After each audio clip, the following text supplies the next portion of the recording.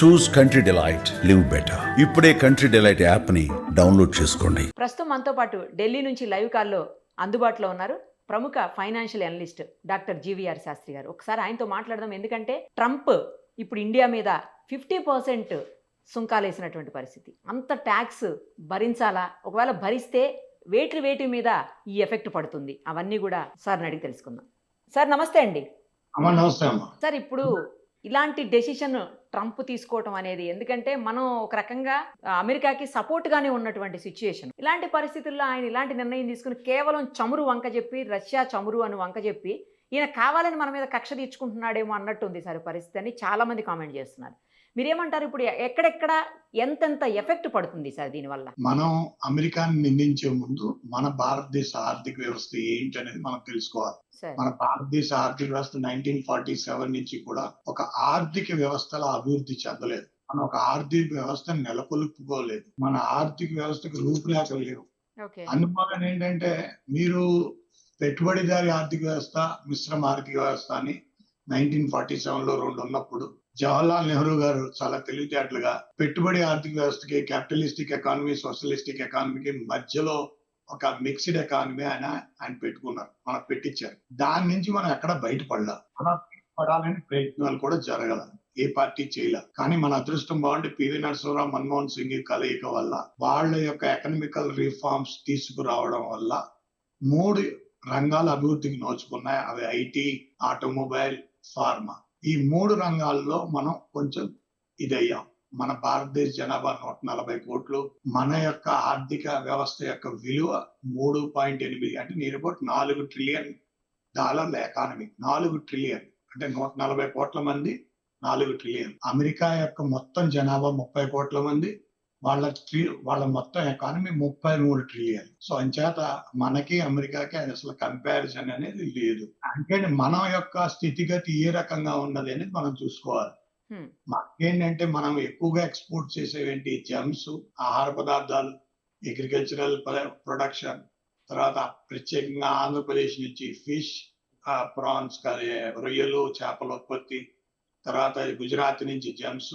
ఇలా రకరకాలుగా మనం చేస్తాం. అది లాస్ట్ టైం మనం $135 బిలియన్, $135 మిలియన్ మనం ఎక్స్పోర్ట్ చేసాం. అందులో 2024-25కి $85 బిలియన్ మనం చేసుకోగలిగాం. అది మన యొక్క ఆర్థిక స్థితిగతి. ఇందులో ఏం జరిగిందంటే, 2021లో కరోనా అనేది మహమ్మారి రావడం, మనకి ఆర్థిక వ్యవస్థ మీద చాలా పెను ప్రమాదంగా సంభవించడం.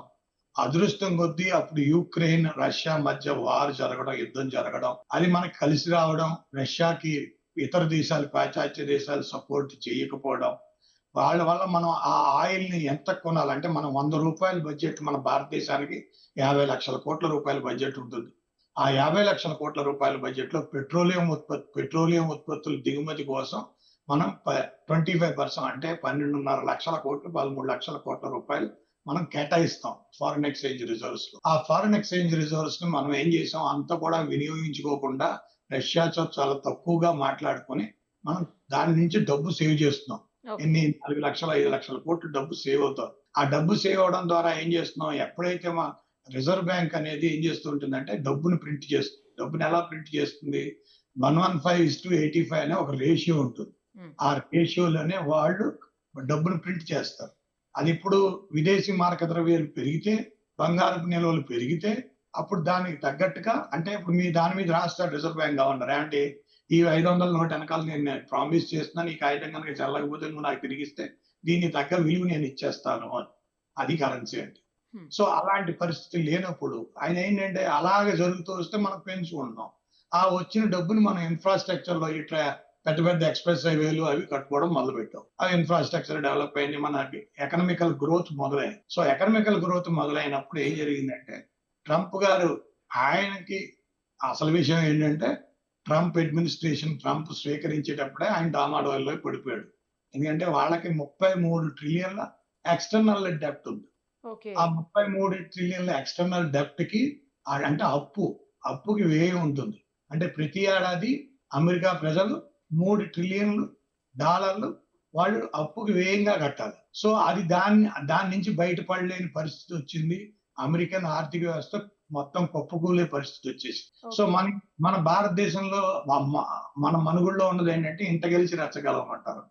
మనవాడు చాలా తెలివైనవాడు, క్యాపిటలిస్టు, ఎకనమిస్ట్ అయితే కాదు, ఆయనకి ఆర్థిక శాస్త్రం పెద్దగా బతికే తెలియదు. ఆయన వాళ్ళ ట్రంప్ అడ్మినిస్ట్రేషన్ అడిగితే మొత్తం ప్రపంచం అన్ని దేశాల మీద పట్టుకోదాం, టెర్రరిస్ట్ అని పడిపోదాం, అందరి దగ్గర కొట్టేద్దాం అనే అది మంచి పద్ధతి అనుకున్నాడేమో. నేను కూడా మరి అదే చదువుకున్నాడు ఏముంటుంది, ఏదో తెలిసి అదే బెటర్. సో అది ఆర్థిక వ్యవస్థ కాదు, అది ఆర్థిక వ్యవస్థ కాదు. దానికి అది తెలుసుకోలేక ఆయన ఏం చేశాడంటే మొత్తం అందరి మీద టెరిఫే ఆడుకోవడం మొదలు పెట్టాడు. ఆ ఆడుకోవడంలో మనం భారతదేశం కూడా చిక్కుకుంది. ఆ చిక్కుకోవడం ఎలా చిక్కుకుంది? ఇంగ్లీష్ క్యాపిటల్ లెటర్ ఎస్ లో చిక్కుకుంది. అది తిరిగి తీసిన ఎస్ఏ, వెనక్కి తిరిగి చూసిన ఎస్ఏ. మనకేంటంటే అది పెద్ద ఇదే ఉండదు దాంట్లో. మనకేంటి పెద్దగా తేడా తెలియదు. ఎందుకంటే మనం ఇటు ఆయిల్ ని వదులుకుంటే మనం పూర్తి బడ్జెట్ ని వాడేసినట్టు అవుతుంది. ఎలా అప్పుడు మీరు మొత్తం భారతదేశం అంతా ఇన్ఫ్లేషన్ పెరిగిపోతుంది. ఆ ఇన్ఫ్లేషన్ ఎలా కట్టడి చేయాలో తెలియదు. అంచేత అప్పుడు ఏం చేస్తున్నారు, మోడీ గారు ఏదో మొత్తానికి కష్టపడి ఇటుగా నడుపుకుని వస్తున్నాడు. ఆయన చాలా తెలివితేటలుగా అటుగా ఉంటున్నాడు, ఇటుగా ఉంటున్నాడు. అవసరమైతే బైడెన్ అడ్మినిస్ట్రేషన్ చెప్తే ఆయన పాపం ట్రైన్ లో 12 గంటలు ప్రయాణం చేసి యుక్రెయిన్ కూడా వెళ్ళి వాళ్ళని కూడా ఏదో చేసుకొచ్చాడు. అంటే మనం బయట పడవలేకపోతున్నాం. మనం ఏ ఉప్పు అనేది పెట్టట్లేదు. మనం చెప్పేది ఏంటంటే ఇప్పుడు మాకు 140 కోట్ల మంది జనాభా, మా జనాభాని మేము జాగ్రత్తగా చూసుకోవాలి, మాకున్న స్థితిగతులను బట్టి మేము రియాక్ట్ అవుతా ఉంటాం. కానీ ఆయన ఏంటి చాలా తెలివిగా మీరు రష్యాని అడ్డం పెట్టుకుని మనం మీద టెరిఫ్లు కొడదాం కారణం కాదు. రష్యాని అడ్డం పెట్టుకుని ఆయన మనకు చెప్దామని ఉద్దేశంలో ఉన్నాడు ఆయన. ఎందుకంటే మన ఏషియాలో జియో పాలిటిక్స్ లో చూస్తే చైనాని కౌంటర్ చేయాలంటే ఇండియా చాలా ఇంపార్టెంట్. సో ఇప్పుడు ఏంటంటే ఆయన చేసిన ఎకనామికల్ ఆస్పెక్ట్ లో ఆయన పెద్దగా సెట్ అవ్వలేదు. కానీ భారతదేశానికి ఎప్పుడు కూడా మనం అమెరికాని విమర్శించడం, ట్రంప్ ని విమర్శించడం అలాంటివి ఏమి చేయకూడదు. ఎందుకంటే ఆర్థిక వ్యవస్థ అనేది 140 కోట్ల మందికి ఫుడ్ వెళ్ళాలి. ఏ శాస్త్రం పడిపోయినా కూడా లేపేచ్చు, కానీ అర్థశాస్త్రం పడిపోతే భగవంతుడు కూడా లేపలేడు. భగవంతుడు కూడా అర్థశాస్త్రం నడపలేడు. ఎవరి వల్ల కాదు, అది అందరికీ అదే. సో ఆయన చేత చాలా జాగ్రత్త. ఇదేంటంటే ఆ ఎకనామిక్స్ అనేది అందుకని ఏంటి మంది, నాకైతే ఇంత పెద్ద చదువుకున్నాను, హార్వర్డ్ లో చదివాను, స్టాన్ఫోర్డ్ లో చదివాను, కానీ నాకు ఎప్పుడు ఇది ఐఐటీలో చదివాను, కానీ నాకు ఇది అర్థశాస్త్రం నాకు అర్థం అవ్వాలి. Stream lining the national economy అంటే మన భారతదేశ యొక్క ఆర్థిక వ్యవస్థని స్ట్రీమ్ లైన్ చెయ్యాలి అనే దాని మీద మనం ఎప్పుడు ఎవరు ప్రయత్నించలే. మనం ఏం చేస్తూ ఉంటాం, వ్యయ అంశం మీద లేదా రాబడి అంశం మీద మన భారతదేశాన్ని రాష్ట్రాలని నడిపిస్తూ ఉంటాం. అంటే ఏంటి, ఆదాయం మీద నడపం. ఎప్పుడు ఆదాయం మీద రాష్ట్రాన్ని నడపాలి, దేశాన్ని నడపాలి. వ్యయం మీద నడపకూడదు. అది వ్యయం మీద నడిపిస్తూ ఉంటారు. లేదా ఇందులో ఏంటంటే మనకి ఇప్పుడు చాలా ఇబ్బందిగా, ఎందుకంటే 50% టెర్రిఫ్ వేయడం వల్ల అతి కష్టం మీద ఈ 220. ఎందుకంటే ఇందులో 2 ఇష్యూస్ ఉన్నాయి. ఒకవేళ మనం వాళ్ళ మాటలు ఒప్పుకుంటే వాళ్ళ అగ్రికల్చరల్ ఎకానమీలో మనది $200 బిలియన్ అగ్రికల్చరల్ మార్కెట్. ఆ అగ్రికల్చరల్ మార్కెట్ లో మీరు ఎంత కొంటారమ్మా, పాలు 30 రూపాయలకు ఎంత కొంటారు కదా లీటర్, లేకపోతే అమెరికా పాలు 10 రూపాయలకు వచ్చేస్తాయి. అంటే మన భారతదేశంలో అగ్రికల్చరల్ ఎకానమీ అస్తవ్యస్తం అయిపోతుంది. ఆటోమొబైల్ ఇండస్ట్రీలో మన లగ్జరీ కార్లన్నీ 10 లక్షలకి 12 లక్షలకి వచ్చేస్తాయి. అంటే లగ్జరీ కార్లన్నీ పోతాయి. ఫార్మస్యూటికల్ ఇండస్ట్రీ ఇక్కడ నుంచి జంప్ అయిపోతుంది. ఐటీ ఇండస్ట్రీ అంటారు, ఐటీ ఇండస్ట్రీ పెద్దగా మీరు అందరూ అనుకుంటారు, కానీ నాకు తెలిసి పెద్దగా ఏం లేదు. ఐటీ ఇండస్ట్రీ అంటే ఏంటంటే దాన్ని నెలకొల్పుకోవాలి, గ్రిడ్ తయారు చేయాలి. ఆ గ్రిడ్ తయారు చేసుకోలేకపోయి ఆర్టిఫిషియల్ ఇంటెలిజెన్సీలో దాని పెద్ద పవర్ సెంటర్ నెలకొల్పాల్సి ఉంది. అది మనం ఎక్కడో మిస్ అయిపోయాం. ఇది జరిగిన వ్యవహారం. అంచేత ఆర్థిక వ్యవస్థని ఆర్థికవేత్తలు మాట్లాడితేనే కరెక్ట్. ఎందుకంటే రాజకీయ నాయకులు వాళ్ళ యొక్క సొంత తెలివితేటలో మాట్లాడితే దేశం సర్వనాశనం అయిపోతుంది శ్రీలంకల. అంచేత తెలిసి తెలియని పరిజ్ఞానంతో అమెరికాని ట్రంప్ హత్య చేశాడు. ట్రంప్ చేసేది వాళ్ళ ప్రజల కోసం చేస్తాడు, వాళ్ళ 30 కోట్ల మందికి. ఒకటి గుర్తుపెట్టుకుంటూ ఉండాలి, మన 50 లక్షల మంది ప్రజలు అక్కడ ఉన్నారు, కానీ అక్కడ 50 లక్షల ప్రజలు ఇక్కడ లేరు. మన 50 లక్షల ప్రజలు అక్కడ ఉన్నారు, కానీ మనం ఏం చేసినా కూడా వాళ్ళకి ఏదైనా తేడా జరిగితే అది మనం చాలా ఇబ్బంది పడాల్సి వస్తుంది. అంచేత ఇవన్నీ సున్నితమైన విషయాలు. డిఫెన్స్ అండ్ డిప్లొమసీ అనేది నడి రోడ్డు మీద డిస్కస్ చేసేది కాదు. అందులో కూడా ఆర్థిక వ్యవస్థ అనేది కూడా డిప్లొమసీలో ఒక భాగం. ఆ ఆర్థిక వ్యవస్థ డిప్లొమసీ భాగాన్ని చాలా జాగ్రత్తగా సున్నితంగా మనం ఇచ్చేయాలి. ప్రస్తుతానికైతే ఈ పరిస్థితిని ఒక రకంగా దాన్ని చాలా స్మూత్ గా హ్యాండిల్ చేయాలి. ఇలా ఇష్టం వచ్చినట్టు ఎవరు పెడితే వాళ్ళు కామెంట్లు చేసి అది చేసేది కాదు. ఎందుకంటే వాళ్ళు $33 ట్రిలియన్ వాళ్ళది వర్తకం వాణిజ్యం అమ్మా. సింపుల్ గా చెప్పాలంటే ఓకే వర్తకం ఓకే వాణిజ్యం. ఓకే వర్తకం అంటే ఏంటి? కష్టం, నష్టం, వ్యయాన్ని కాపాడుకోవడం వచ్చేది లాభం. ఆ అవును లాభం కోసం నువ్వేం చేస్తావు? ఈ 3 కాపాడాలి. కష్టం, నష్టం, వ్యయం కాపాడాలి. ఆ కష్టం, నష్టం, వ్యయం ఎవరు కాపాడతారు? లాభం కాపాడు. లాభం కోసం నేను ప్రయత్నిస్తాను. నువ్వు ఇప్పుడు లాభం కోసమే, మన జీతాల కోసం, మీరు ఆదాయం కోసం ప్రయత్నిస్తారు. అంతే అంతే రాబడి కోసం ప్రయత్నిస్తారు. అంటే ఏంటి? కష్టం, నష్టం, వ్యయం రాకుండా. అదే అమెరికన్ ప్రెసిడెంట్ వాళ్ళ 30 కోట్ల మంది ప్రజలకి ట్రై చేస్తున్నారు. ఎందుకంటే వాళ్ళది నాశనం అయిపోయింది. వాళ్ళు ఏంటంటే కుప్పకూలిపోయే పరిస్థితి వచ్చింది. మన దగ్గర మన పరిస్థితి అటువంటిది కాదు. మనం ఏ రకంగా దీన్ని ఓవర్కమ్ చేయాలి? ఇప్పుడు మనకు ఆంధ్రప్రదేశ్ గవర్నమెంట్ అంటే వాళ్ళు వియత్నాంలో, ఇప్పుడు వియత్నాంకి 15% టెరిఫ్, 19% టెరిఫ్ ఉంది. సో వియత్నాం గవర్నమెంట్ తో మాట్లాడుకుని మధ్య మిడ్ గ్యాప్ లాగా మన ఆంధ్రప్రదేశ్ ఉత్పత్తులన్నీ కూడా ఈ ఈ రొయ్యలు, చేపలు అన్ని కూడా వాళ్ళ ద్వారా అమెరికా వెళ్ళేటట్టు చూసుకుని మనం అక్కడ సెట్ చేసుకోవాలి. అంటే ఏదో గొడవ జరుగుతున్నప్పుడు దాన్ని మెల్లిమెల్లిగా అడ్జస్ట్ చేసుకోవాలి. లేదంటే ఏమవుతుంది? ఇప్పుడు మీకు రొయ్యలు ఉన్నాయి, 4 పంటలు పండుతాయి. అంటే 3 నెలలకు ఒకసారి పంట వేస్తారు.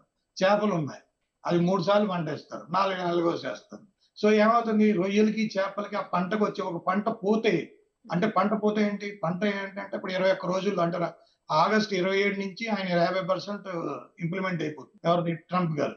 50% అంటే ఏంటి? ప్రజలు కొనరు. అక్కడ ఈక్వెడార్ అనే కంట్రీ చిన్నది ఉంది. వాళ్ళు ఈజీగా సప్లై చేస్తారు. వాళ్ళకి అన్ని టారిఫ్స్ లేవు, వాళ్ళ మీద పెద్దగా లేవు. సో మనది ₹150 ఎట్టి కొనరు కదా. ₹100 పెట్టుకునేది మన ₹150, అక్కడికి వెళ్తేనే ₹150. మనది ఎందుకు కొంటారు? కొనరు కదా. సో కొనకపోతే మన వాళ్ళు ఏమైపోతారు? ఎక్స్పోర్ట్ చేసిన వాళ్ళు. వాళ్ళు నెక్స్ట్ పంటకి ఎలా తయారవుతారు? మనం బాగా ఆంధ్రప్రదేశ్ రాష్ట్రంలో 18 లక్షల కుటుంబాలు స్టేక్ హోల్డర్స్ గా ఉన్నారు. అంటే ఏంటి? 1.5 కోటి మంది ప్రజలు దాని మీద కనెక్ట్ అయి ఉన్నారు. 1.5 కోటి మంది ప్రజలు కనెక్ట్ అయి ఉన్నారంటే ఆంధ్రప్రదేశ్ జీడిపి 1.3% డౌన్ అయిపోతుంది. ఇండియా ఓవరాల్ ఇండియాలో మొత్తం అన్ని రకాల పరిశ్రమలు చూస్తే 0.75 నుంచి 1% జీడిపి డౌన్ అయిపోతుంది. సో ఇలా రకరకాల ఇవన్నీ ఉన్నాయి. ఇవన్నీ స్టాటిస్టిక్స్ మాట్లాడాలి. ఎందుకంటే అరుపులేరు చేసి కేకలు పెట్టేస్తే అర్థశాస్త్రం రాదు. అర్థశాస్త్రం అంటే మ్యాథమెటిక్స్, స్టాటిస్టిక్స్, ఎకనామిక్స్. అది ఈ 3 కలిపితే ఏంటంటే ఫిజిక్స్, మ్యాథ్స్, ఎకనామిక్స్ ని అర్థం చేసుకోవడం చాలా కష్టం. అంచేత నేను 2 చేతులు జోడించి చెప్పేది ఏంటంటే, రాజకీయ నాయకులకి అర్థశాస్త్రాన్ని కలపకండి. రాజకీయ శాస్త్రాన్ని అర్థశాస్త్రంతో కలపకండి. అర్థశాస్త్రం అంటే 140 కోట్ల మందికి ఫుడ్ వెళ్ళాలి. ఆ ఫుడ్ దాని దగ్గర మీరు వస్తే మాత్రం శ్రీలంక అవుతుంది, లేకపోతే లిబియా అవుతుంది, అలా అవుతుంది. నాయకులను కూడా స్పేర్ చేయరు. వాళ్ళ దగ్గర రోజీ రోటీ అంటారు కదమ్మా. వాళ్ళ ఆహారం దగ్గరకు వచ్చేటప్పటికి వాళ్ళు ఎవరిని స్పేర్ చేయరు. ఏ రాజకీయ నాయకుడిని స్పేర్ చేయరు. అంచేత అర్థశాస్త్రం ఈ భారతదేశం, నేను అనుకునేది ఏంటంటే, ఎవరైనా లీడర్స్ వాళ్ళకి, అమెరికన్స్ కి నచ్చ చెప్పేవాళ్ళు, ఎకనమిస్టులకి మేము కూడా చెప్తున్నాం. మా తరపు నుంచి కూడా మా కౌంటర్ పార్ట్స్ ఉన్నారు అక్కడ, స్టాన్ఫోర్డ్, హార్వర్డ్, వాళ్ళందరికీ ఈ మొత్తం మెసేజ్ చెప్తున్నాం. అది మెల్లిమెల్లిగా వెళ్తుంది. అది ఏంటంటే ఈ తేనె, గోడ మీద తేనె వేసాం అనుకో, అది ఏమవుతుంది? రావడం గ్యారంటీ కిందకి, కానీ వెంటనే వచ్చేది.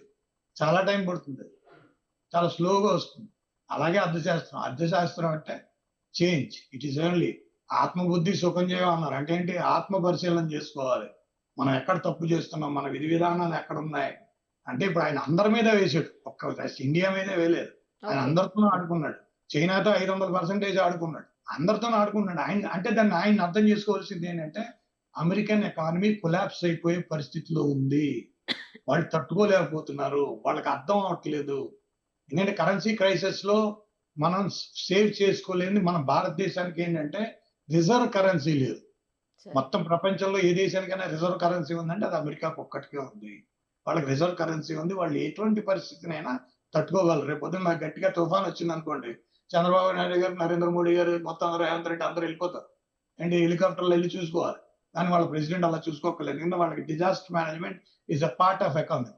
మన disaster management is not a part of economy. మన ఇంట్లో ఏదైనా పెద్ద నష్టం జరిగితే ఏ గవర్నమెంట్ వచ్చి పోడు. కానీ అమెరికాలో అలా కాదు. వాళ్ళకి ఎంత పెద్ద నష్టం జరిగినా ఏదో రకంగా వచ్చి పూడుస్తారు. సో అలాంటి ఎకానమీ వాళ్ళది, ఇలాంటి ఎకానమీ మంది. అంచేత మంది 140 కోట్ల మంది ఎకానమీ, $4 ట్రిలియన్ ఎకానమీ చాలా ఎంతో పొందిగ్గా ఉండటం చాలా ఇంపార్టెంట్. ప్రజలందరిది జాగ్రత్తగా హ్యాండిల్ చేయాలి. సున్నితమైన విషయం. ఆయన వేసింది కరెక్టే. ఇది ఎక్కువ కాలం ఉండదు, కానీ ఈ కాలంలో వచ్చే నష్టాన్ని మనం ఎంత తగ్గించుకోగలము అనే దాని మీద మనం జాగ్రత్తగా పరిశీలన చేస్తూ దాని మీద వెళ్ళాలి. ఎందుకంటే తెలంగాణ గవర్నమెంట్ కి electronics, IT, IT industry, pharma industry చాలా ఇంపార్టెంట్. అలాగే ఆంధ్రప్రదేశ్కి marine products, fish and prawn and electronic సిటీలో ఎలక్ట్రానిక్స్ కూడా ఉన్నాయి. శ్రీ సిటీ అని తిరుపతిలో ఉంటుంది, అక్కడి నుంచి కూడా. సో వాళ్ళకి 1,80,000 కోట్ల రూపాయలు ఎక్స్పోర్ట్ ఉంది.